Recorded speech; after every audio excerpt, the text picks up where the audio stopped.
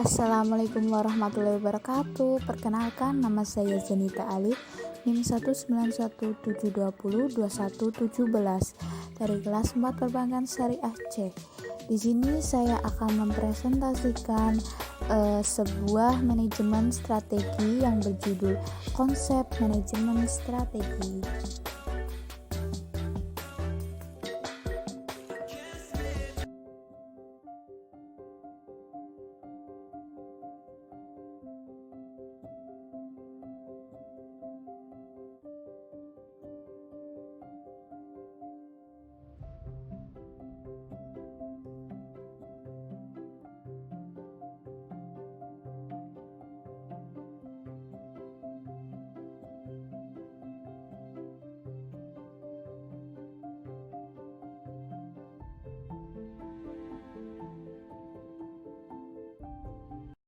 Apa sih strategi itu?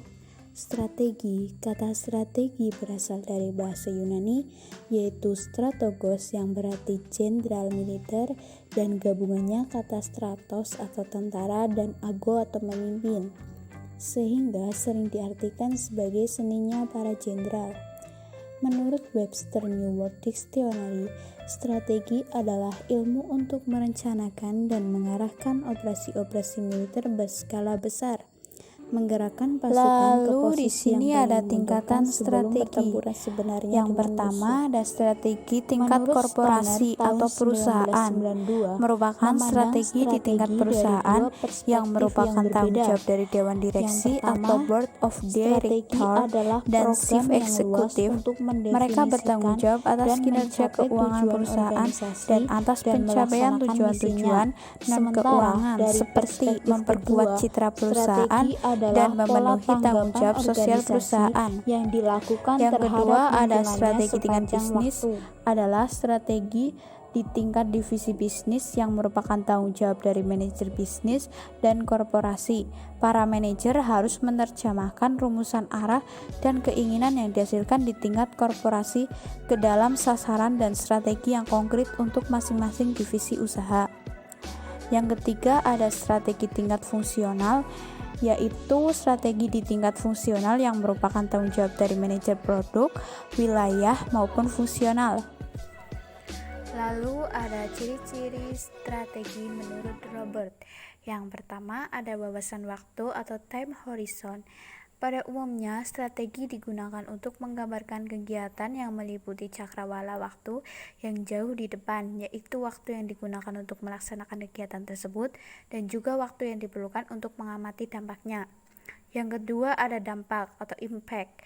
Walaupun hasil dengan mengikuti suatu strategi tertentu tidak langsung terlihat untuk jangka waktu pendek, namun dampak akhirnya akan sangat berarti. Yang ketiga ada pemusatan upaya. Sebuah strategi yang efektif biasanya mengharuskan pemusatan kegiatan, upaya, atau perhatian terhadap rentang sasaran yang sempit. Yang keempat ada pola keputusan. Strategi yang dijalankan membutuhkan serangkaian keputusan yang harus diambil sepanjang waktu. Lalu yang kelima ada peresapan.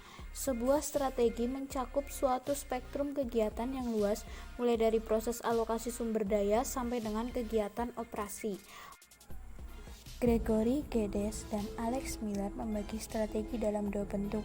Yang pertama ada intended strategi atau strategi yang dikehendaki, yaitu strategi yang dikehendaki ini memiliki 3 elemen.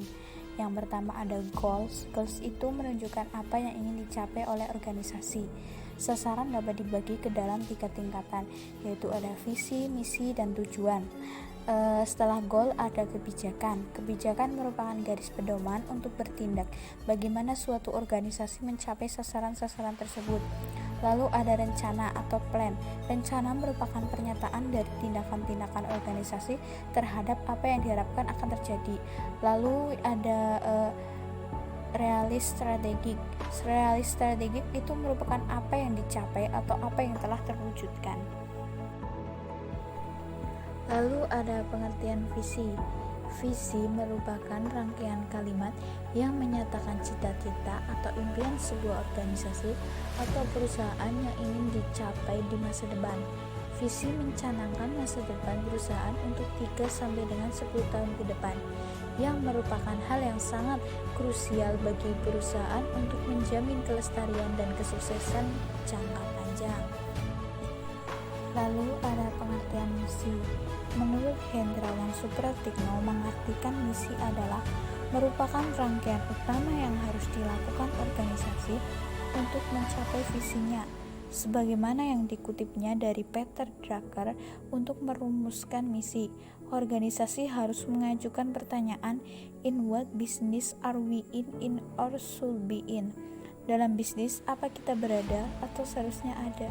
Jika bisnis adalah hasil interaksi antara 3 faktor, yaitu pasar, produk, dan teknologi, maka pertanyaan tentang misi pertama-tama berkaitan dengan ranah dominan kegiatan yang akan dilakukan oleh organisasi.